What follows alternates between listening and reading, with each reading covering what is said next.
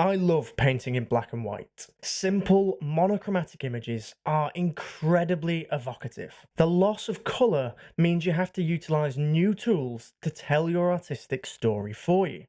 Composition, form, and tone.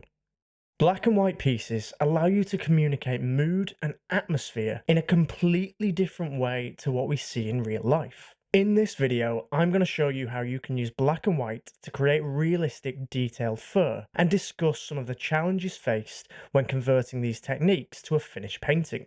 I'm also going to show you a tool that I use in my work that more than halves the time it takes for me to complete a painting in black and white. Step 1. The values. Value is how light or dark something is. To keep things simple, I'm using 5 values: white and black, a dark grey, a mid-grey, and a light grey. Step 2. Lay in the ground. What I mean by ground is a base colour. This could be pure black, or it could be a mix of subtle tones. I like to keep this initial layer a lot darker than how I want my final piece to look. Step 3. The simple blocking. Now look for the basic shapes of the fur. This is going to act as a guide for later. Keep the shapes simple and try to keep the edges soft and blended. We're going to save the sharp details for later. With colour paintings, I would usually add a few more layers of blocking to help refine the shapes even further, and add various colour shifts to add interest to the piece. This isn't needed as much in black and white, so let's just move on to the next step. Step 4. The details. Using the white paint, I add the first detailed layer. I'm looking closely at my reference photo to follow the direction and the length of the individual hairs. I make sure to vary the curve of each hair and make sure to leave gaps between each stroke to add depth to the fur. Step 5. The transitions and glazing.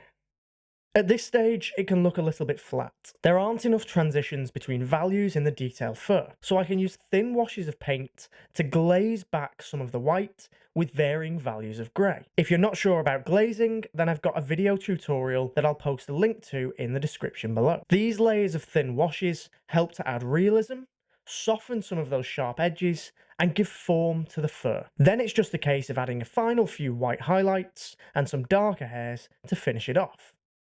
When I first started out painting in black and white, I noticed something about my work that I just didn't like. I don't know, to me, the paintings just looked a little bit flat, a little bit cold, and a bit devoid of life. I had the forms and the values right, but something was missing.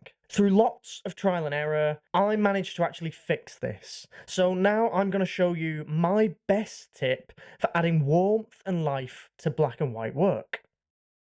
For this piece, I'm using the same techniques that I used before, beginning with those darker base layers. For my specific style of painting, I like to mix my mediums. I'm creating a base layer using washes of acrylic, followed by darker layers of charcoal, instead of just using pure paint. I'm also using some subtle colours at the start of the process, and I'll explain the reason behind this later in the video.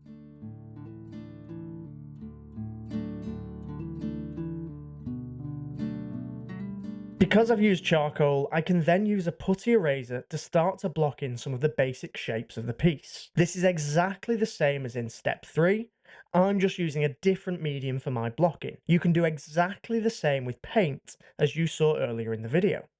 For step 4 here, I actually split this up into 2 separate stages. The first stage is done with white chalk or white pastel. I like to map out the lighter areas of fur first. The second stage is using white acrylic paint to refine and solidify those details, just the same as in step 4 with the demo. And it's this step where my magic tool comes in.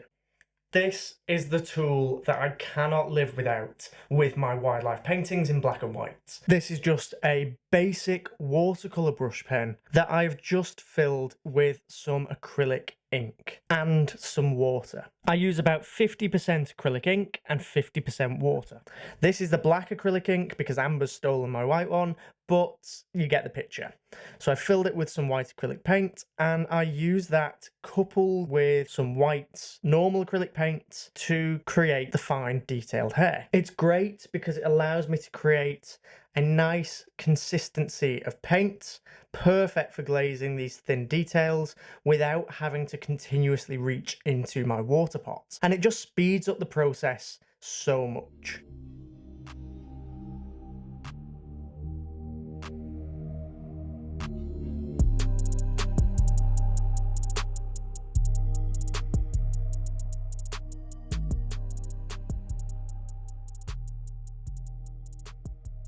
Once all of the details are in, I begin the glazing process.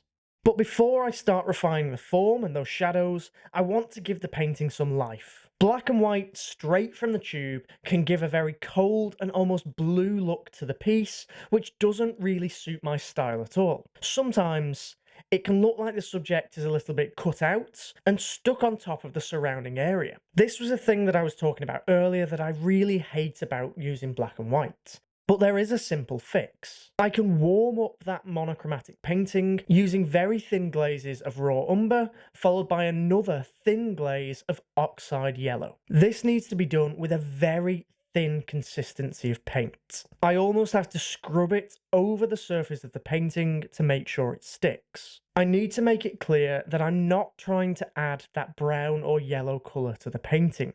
I'm just trying to knock back some of that lifeless blue-grey of the original layers of paint.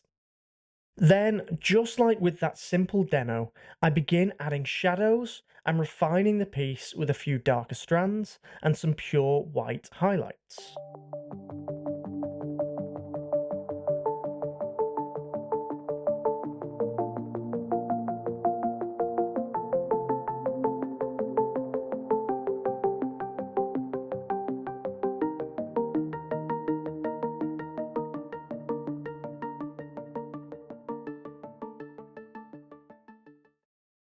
Now I could finish this painting here and call it a complete monochromatic black and white portrait, but there's one final step that I like to do that really just gives these pieces one final push and really makes them pop.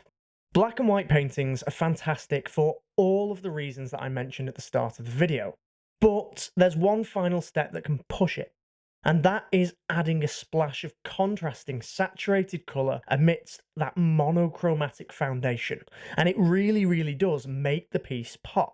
For me, in my wildlife art, I add colour to the eyes and a few splashes of that same colour around the edges of the piece to frame it and tie it all together. It allows you, as the viewer, to experience all of the painting and draws you continually into the piece, rather than having you look at the eyes and then get lost at the edge of the piece. You're now drawn to the eyes, then drawn to the coloured splatters, then drawn back to the eyes of the tiger. Keeping viewers looking at your painting for as long as possible is one of the goals that you should have with every piece that you create. Here's the final piece. I don't have a name for this one yet, so I'd love to hear your suggestions in the comments.